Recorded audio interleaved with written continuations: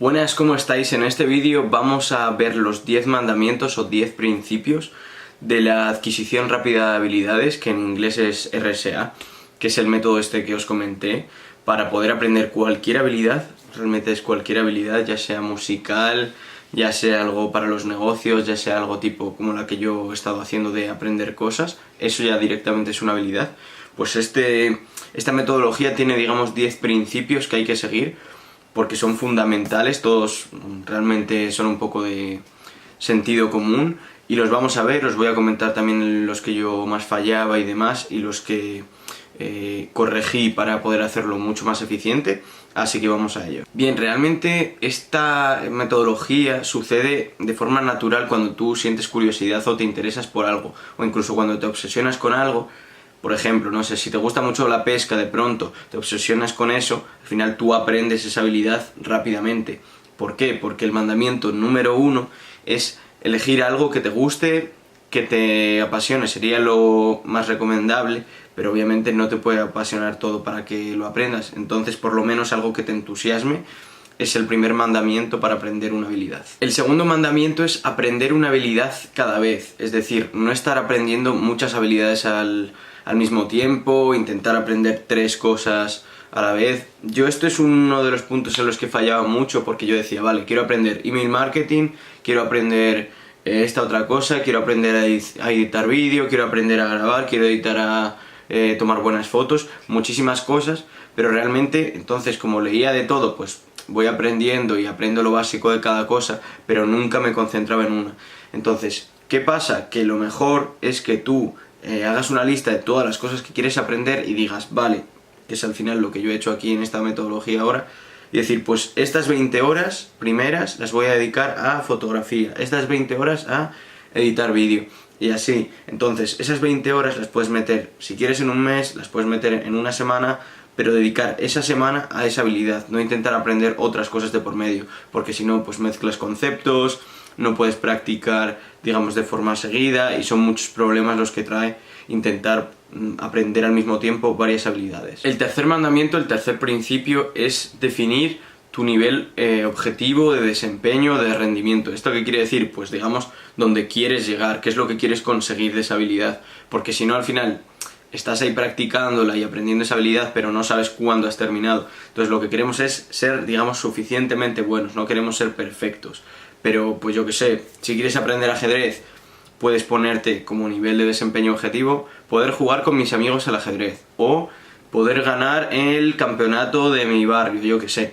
Pero que sea una frase que lo describa bien y que tú, cuando lo hayas logrado, ya sepas identificar que has logrado aprender esa habilidad.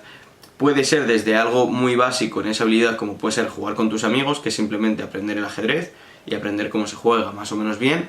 O puede ser un objetivo tipo competir en la nacional de mi país, etc. Y eso, digamos, que requerirá mucho más tiempo, mucha más disciplina, pero al final, si tú lo identificas, ya sabes todos los recursos que le vas a tener que dedicar. Por eso yo recomiendo intentar aprender habilidades con un objetivo en mente. Por ejemplo, el caso que yo ponía, email marketing, porque quiero lanzar un curso. Entonces lo podrás aplicar en ese curso, y además sabrás cuando sabes email marketing, que obviamente lo puedes seguir haciendo y puedes seguir jugando al ajedrez una vez ya hayas jugado ese campeonato, sí, pero para tener, digamos, ese objetivo claro y aprender esa habilidad es necesario. El cuarto principio es de construir la habilidad en subhabilidades. ¿Qué quiere decir esto? Pues dividir una habilidad en diferentes partes. Pues por ejemplo, no sé, lo que comentaba de pescar. Primero tienes que saber cuáles son los tipos de gancho, tienes que saber cómo se tiene que tirar la caña, tienes que saber los tipos de peces que hay. Todas esas habilidades tienen, por ejemplo, algunas más práctica, como pueden ser, pues cómo tirar la caña. Necesitas practicar mucho más que los tipos de gancho que hay, que simplemente es aprendértelos. ¿Por qué tienes que dividir las habilidades? Primero, porque te va a ayudar a planificar el tiempo que le tienes que dedicar a esa habilidad mucho más. Va a evitar que te sientas abrumado, que te sientas mal porque no le estás consiguiendo aprender, porque quizás te pones a dedicarle una subhabilidad muchísimo tiempo y esa subhabilidad, digamos, no te reporta conocer mucho más sobre la habilidad. Entonces, al final, todo eso te abruma o te sientes mal porque no estás aprendiendo la habilidad. y eso es porque no la has deconstruido. Otro punto muy importante de esto es que además sabrás cuáles son más importantes, las tareas clave, las habilidades clave, y cuáles son menos importantes, y sabrás el tiempo que le tienes que dedicar, si la tienes que priorizar o no, si la tienes que aprender antes o después. Y esto yo creo que es bastante importante. El quinto paso puede sonar obvio, pero es muy importante. De hecho, yo diría que es uno de los que más te van a fastidiar si no lo cumples, y es obtener herramientas clave. Suena obvio porque es que no puedes aprender a conducir si no tienes un coche, o si no tienes al menos una herramienta que te permita practicar esa habilidad. ¿Y por qué digo esto? Porque una parte importante de adquirir una habilidad es ver qué herramientas necesitas y ver cómo puedes conseguirlas. Es decir, el caso del coche. Puedes conseguir a alguien que te preste un coche, o puedes conseguir un simulador de un coche, puedes ir a una academia que tenga simuladores de coche y practicar allí. Forma parte tanto el ver cómo puedes conseguirlo como el cuáles existen. Por ejemplo, en email marketing estaría qué herramientas existen para hacer email marketing, y luego ¿puedo comprarla? ¿Tengo el dinero para comprarla? ¿Puedo pedírsela prestado a alguien o pagarla a medias con un amigo?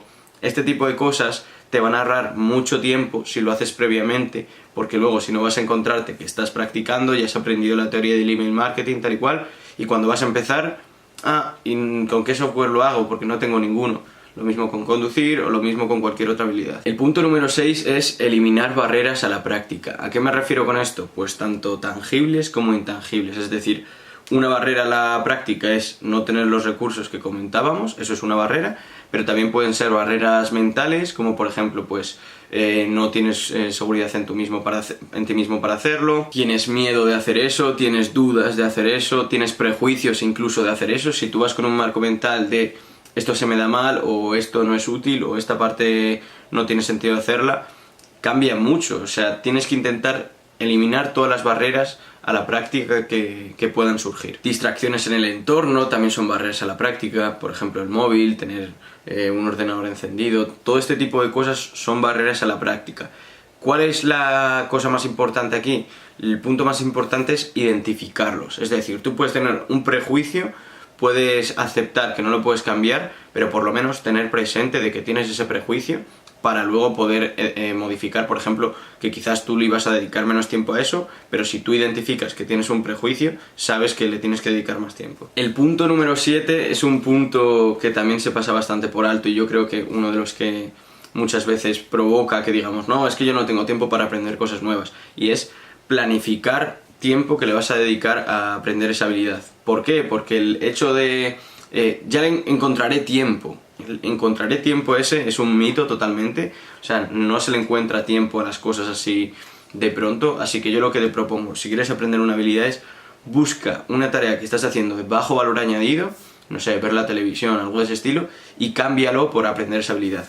¿Cuánto tienes que planificar? 20 horas, que es la metodología esta que estamos hablando. Si no sabes de qué hablo, mira el vídeo de la nueva metodología que estoy siguiendo para aprender cosas.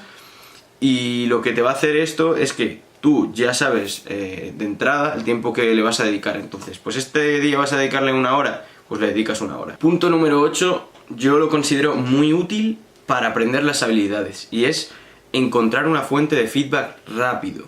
¿Por qué digo esto? Porque nuestro cerebro al final funciona así, es decir, aprender programación puede ser más fácil en este aspecto porque tú programas y directamente metes el código y ya sabes si lo has hecho bien o si no, si falla o si no. Entonces, si has acertado, dopamina, te sientes contento, etc.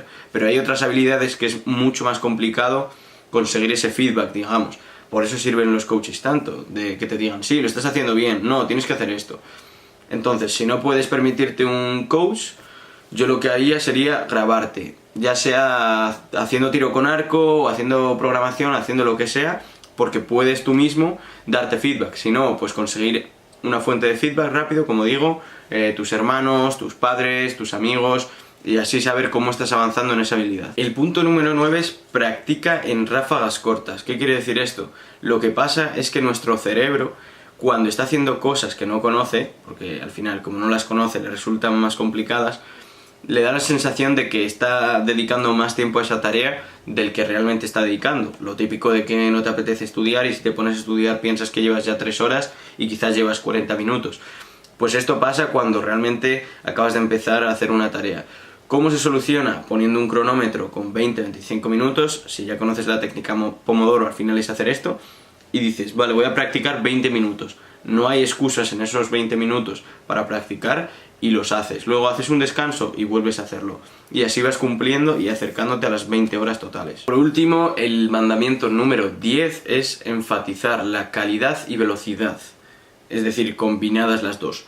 Lo que pecamos mucho, que aquí yo también es uno de los errores que cometía mucho, era intentar perfeccionarlo todo muchísimo. No, es que esto lo estoy haciendo mal porque es que no lo estoy haciendo perfecto, no lo estoy consiguiendo como lo hace tal persona, que es una persona de élite en ese área, entonces pues me frustro y demás. ¿Qué tienes que buscar? No el objetivo de hacerlo perfecto, sino el objetivo de practicar mucho, ir mejorando y obviamente hacerlo en un nivel de calidad mínimo. O sea, tampoco es intentar aquí, por ejemplo, no sé, tiro con arco y hacer cualquier chorrada, sino con, digamos, unos estándares, una calidad suficientemente buena, ahí ya practicar y practicar. Esos son los 10 principios o mandamientos que tiene esta metodología de Josh Kaufman, ya os dije. Yo considero que es una metodología muy útil, muy válida, o sea, lo he probado con bastantes cosas. La última semana, como os dije, hice una semana en 20 horas ahí condensadas de cómo aprender a aprender. Y ya os diré en el próximo vídeo cómo hacerlo, es decir, estos son los principios, pero la metodología tiene una serie de pasos, creo que también eran 10, y son muy útiles, quizás incluso los mezclo un poco con varios cursos que he hecho, porque al final, si sigues estos pasos, aprendes una habilidad, y yo ahora, por ejemplo, he mejorado mucho el hecho de aprender, y esta semana que estoy con productividad, he notado toda la mejoría que he tenido respecto a cómo yo aprendía antes.